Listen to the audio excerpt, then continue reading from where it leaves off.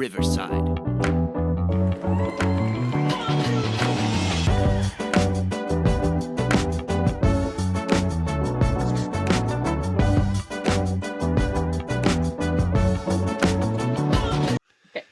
We're just, was that a cut? We were just going to listen to music the whole time. Well, really the first 10 seconds.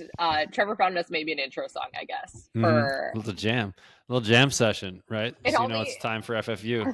It only took 5 years, and now we're finally going to have an intro song, I guess.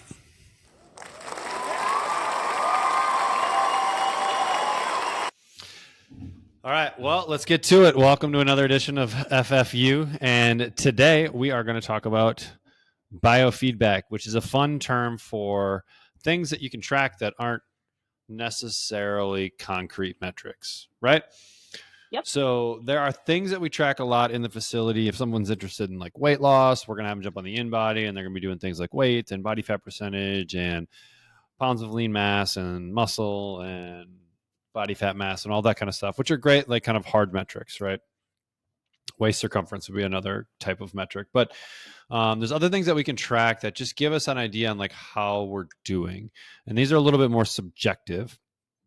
And we'll use it with clients with like a weekly check-in or things like that, where they can just kind of give us a gauge on different things. So Ashley, what would be some examples of like biofeedback that you may utilize with clients? So some of my favorite are always around like overall how you feel, mood, energy level, quality of sleep. So those are probably my biggest 3 biofeedback markers that I talk to clients about.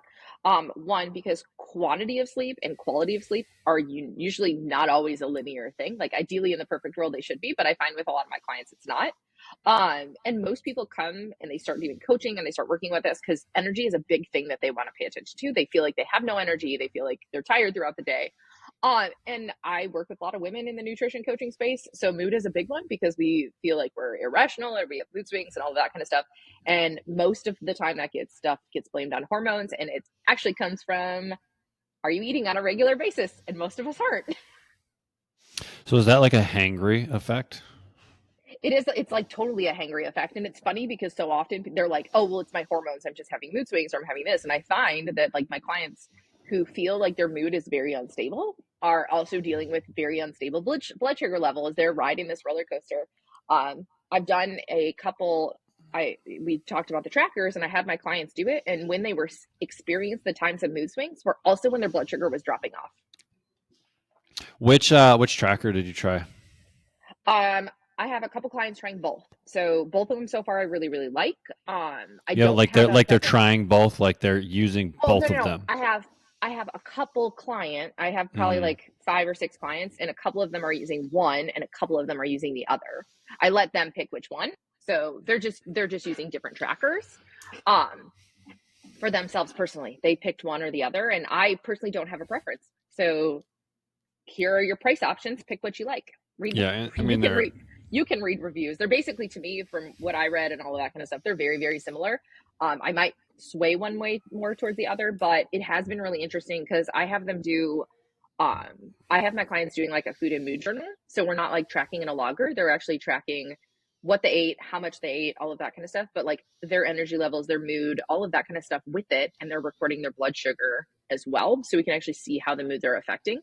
For my clients that are having the most mood swings, like they're finding it's a couple hours after they eat, and what they eat affects their drop off and how bad they feel later, which is kind of like, well, great. Now I can really, like, we can really encourage, like, we know our mood is affected by what we're eating. Now, how do we put together a really well quality meal where you don't feel that drop off or that swing or those energy level crashes?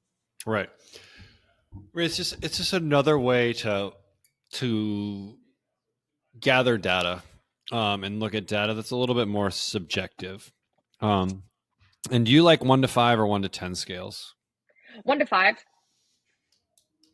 I mean, you could do a 1 to 10, and I have, but I just find like the more numbers you get, like the more inaccurate I almost feel like they are. It's like having too many options at the grocery store and you don't know which one to pick, so you just pick one, or you don't want to read all the labels. So I do 1 to 5, and that, like, I have a pretty good scale, like what 1 means, what 2 means, what 3 means. And I am a very, like, I do talk a lot about like how intuitive you are with when you're in it. Don't sit with the questions for too long. If you're rating on a scale of 1 to 3 or 1 to 5 or 1 to 10, like, where are you? Decide, move on. Like, this isn't a deep thought, like, because a lot of how you feel is where it's sitting in your gut. And if you're dealing with a lot of stuff, your gut intuition might be off too. So like, it's really teaching your body to be a little bit more intuitive, because we are pretty intuitive creatures that we've just kind of moved to really far away from that. So if someone wanted to do biofeedback on their own, how would you suggest they go about doing it? I would use somewhere that you could track it so you could look at the data. Depending on what it is and where you're at in your journey, it might be some stuff that you're tracking daily. Some stuff might be stuff you're tracking every week. Like, how do you feel overall throughout the week? But I really do feel like the more data with biofeedback is just more informative, because if you're having a really bad day and this is the day of the week that you're rating, you're going to give yourself a significantly lower score, which I know when like I ask clients on a scale of 1 to 10, rate how you feel like you ate over the last 7 days. And they give themselves a 5 because it's Saturday when they're filling it out and they feel like they did a really bad job Friday night. And I'm like, it has nothing what to do with what they did for the other 7 days of the week. So I just find a daily score, like, how do you feel like you ate today? Great, cool. Like, here, now I'm giving you another biofeedback marker, but I like daily rankings. I would put it somewhere you could look at it, and I would look at it as a trend. So I would graph it and see where you're at, and I'd like to see averages. Are we averaging here? And over a 30-day, week 1, week 2, week 3, week 4, what is your weekly average of your ratings? And now where are we at right now? So to me, that gives me more data. Are you improving? Are things getting worse? And what patterns are we seeing applied? And again, ratings are kind of like the dial system. Like, your dial could be turned down somewhere because it's really high somewhere else. And know that there's an ebb and flow. There's an ebb and flow to balance and energy and all of those things. And it's not this perfect linear process. Like, we don't expect everything to be a 10 all the time. Like, you might be really tired, but like maybe your productivity is really, really high because you have this big project at work. So your sleep and some of the other stuff might be down a little bit because you're doing all of these other things. So it's looking at what markers are probably the most beneficial to you as a person and like where you are in life, because like where you're going to write like what you would do biofeedback wise and what I'm going to do are going to be very different. Like, we have very different lifestyle. Like, we have a lot of similarities, but we do have a lot of pretty big differences because I don't have kids and I don't have 55 million jobs. Like, it's just a little different. So, I mean, like, would you say someone just uses like a piece of paper, like pen and paper? Are there any good electronic aspects to this? Like, I mean, obviously we internally have like FF Coach to be able to do this with our clients and forms and that kind of thing. But like, if someone was like, hey, I just want to do this on my own, have you found any good tools? Google Sheets. Like, Okay. it really, like, it doesn't have to be something crazy. With clients, I'm going to use something that's going to track it and put it all in graphs and all that kind of stuff. If you are someone that's super Excel savvy, like Excel would be the way to do it, or Google Sheets. Those would be great because you could graph them and see them. And you don't have to do a lot of work. I am not Excel savvy. I would be calling my friend Haley, or I'd be calling my mom to have them teach me how to do stuff, because that's not where I excel. But like, I want to say that there are some like self habit trackers where you could track that stuff and do it. I don't know I know they do habits, but I don't know if they do stuff like that. You could get by with like a piece of paper too. You totally could. Right. And then if you wanted to put those numbers into an Excel file or a Sheets file to be completely honest, you could take a calendar, like print a monthly calendar and write your score every day for whatever thing you're tracking. And you could see overall, like, you could rate 2 or 3 things on the calendar and pick, one is red, one is blue, one is green. And like, oh man, I did really good with this, or, however you want to track it or you need to track it. I think there's a lot of different ways you could do it.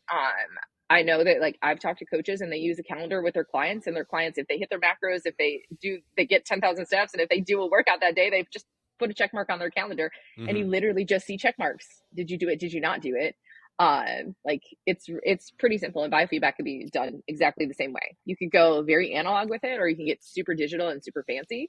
But again, like everything with clients, what are you going to do and do consistently, so you can actually see the data and see the trends, so you can make the changes. And I love data, but like some clients, like, they don't want as much data as I do, or maybe they want more. So like, I have clients that want more data and they use Excel spreadsheets so they can literally calculate everything. And I have some clients that just want to be like, yes or no, I did this thing, and that's fine with me, which is totally cool. Yeah, I mean, I like the color coding aspect of it. I think that's really, I think that's a really nice visual, right? If you just gave yourself a color, like where am I at today? Am I a red, yellow, green, right? For something. And then if you take that over the course of a month, you could easily see the different colors, right? To see like, hey, are there certain days where I have yellow or like more frequently? Is it always on Saturdays? Is it only around certain aspects? Is it, I think there's some interesting ones there. So if you had to say like top three things that like most everyone would probably be tracking from a biofeedback standpoint, what would those top three be? Ooh, good one. Energy levels. I would say sleep quality, just because I think it's super important. Like it's one of those cornerstone habits that sleep is such a big one and plays such an effective role. And I would almost like rate how you feel about your nutrition today on a scale of 1 to 5. Red, yellow, green. Like I like those three. They're very, very simple and not crazy. How about you? Mm-hmm. I mean, the sleep one is interesting. Like, I think you can just give yourself an overall, like, how have I been sleeping type of thing. Energy is obviously like a really easy one. Um, I mean, another really easy one could be like a movement. Give myself a red, yellow, green for movement for that particular day, right? I think sometimes we go off of like steps and that kind of thing, which can be valuable from just like a daily movement piece. I'm trying to think of some other decent ones from a biofeedback energy. I mean, if we're dealing with, maybe we're making a lot of nutritional changes or things like that, we can look at things like hunger or cravings. Those are more in like the nutrition world, that where you can get a little bit of feedback on. Um, and so I think just from an overall, if we look at like our core kind of pillars, right? A sleep one, a nutrition one, an energy one, right? Because if you're sleeping well and your energy is good and your nutrition's on point, like things are probably falling into place in other areas as well. So it's like, what are those lead dominoes where if you get them right, everything else is a little bit easier, or also has a tendency to get right.